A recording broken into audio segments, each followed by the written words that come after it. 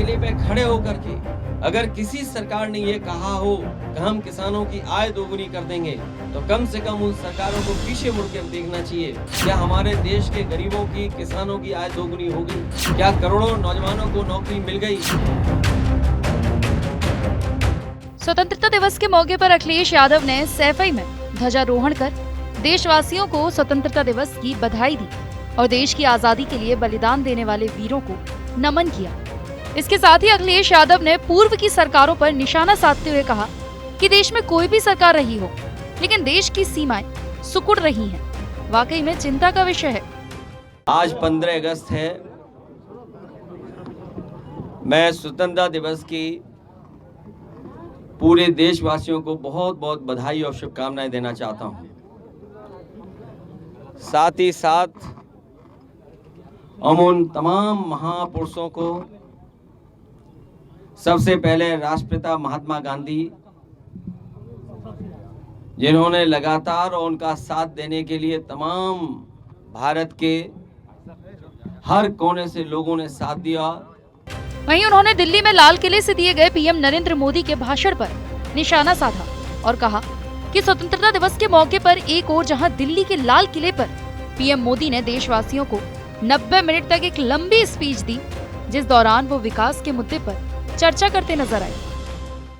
और लाल किले पे खड़े होकर के अगर किसी सरकार ने ये कहा हो कि हम किसानों की आय दोगुनी कर देंगे, तो कम से कम उन सरकारों को पीछे मुड़कर देखना चाहिए कि आज हम दोबारा वहीं 15 अगस्त पे खड़े हैं। क्या हमारे देश के गरीबों की, किसानों की आय दोगुनी हो गई? क्या करोड़ों नौजवानों को नौकरी मिल गई? और जो संतुलन बनाना चाहिए सरकार को, आज जिस तरीके से महंगाई है, खाने पीने की चीजों से लेकर के डीजल पेट्रोल की, ये हमारे देश के लिए चिंता का विषय है। वहीं अखिलेश यादव ने इशारों में पीएम मोदी के भाषण पर हमला करते हुए कहा कि हमें और तेजी से विकास करने की जरूरत है। विकास को जितनी तेजी से होना चाहिए था, उतनी तेजी से नहीं हुआ। अगर वो लाल किले से ये बात कह रहे हैं, जो हमारा पत्रकार साथी कह रहा है कि परिवारवादी वाली बात, तो उन्होंने उत्तर प्रदेश के मुख्यमंत्री जी पर भी देखना चाहिए। वो हमसे पहले उदाहरण बने हैं परिवारवाद के। हम लोग तो बाद में उदाहरण बने हैं, लेकिन उत्तर प्रदेश के मुख्यमंत्री जी पहले उदाहरण हैं उत्तर प्रदेश में। हमसे पहले परिवारवाद अगर किसी ने अपनाया है तो बीजेपी ने, और उन्होंने खुद।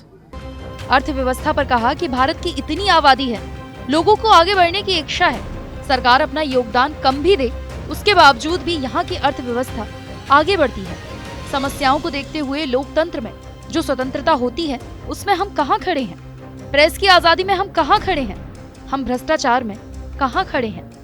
भारत की इतनी आबादी है और जिस तरह की यहाँ पर लगातार आगे बढ़ने की लोगों की इच्छा है, सरकार अपना योगदान कम भी दे, उसके बावजूद भी यहाँ की अर्थव्यवस्था आगे बढ़ती है।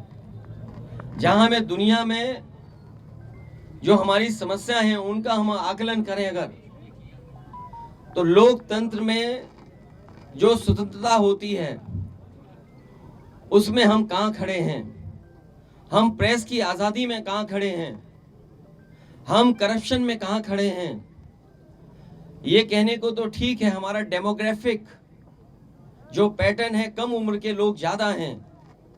जो भारत की आबादी में 40 साल से नीचे वालों की संख्या बहुत है। अगर हमारी संख्या 40 साल से ज्यादा लोगों की है, तो वहीं हमारी जिम्मेदारी भी बड़ी बनती है कि इन नौजवानों के हाथ में नौकरी और रोजगार, और सरकार ऐसी व्यवस्था बनाए जिससे इनके सपने पूरे हो सकें। इसके अलावा अखिलेश ने कहा कि हमारे देश की पहचान है कि हम अलग अलग भाषा, अलग अलग प्रदेश के हैं। हमारे देश में जो यूनिटी और डाइवर्सिटी है, उसको लेकर भी हमें चलना होगा। दुनिया बहुत आगे बढ़ी है। जिस रूप में हमारा देश आजाद हुआ था, जो हमारी सीमाएं थी, वो सिकड़ी हैं। हमें यही संकल्प लेना चाहिए कि जिस कुर्बानी और संघर्ष के बाद हमें आजादी मिली है, तो हमारा देश मजबूत हो, वैसे ही हमारी सीमाएं सुरक्षित हों।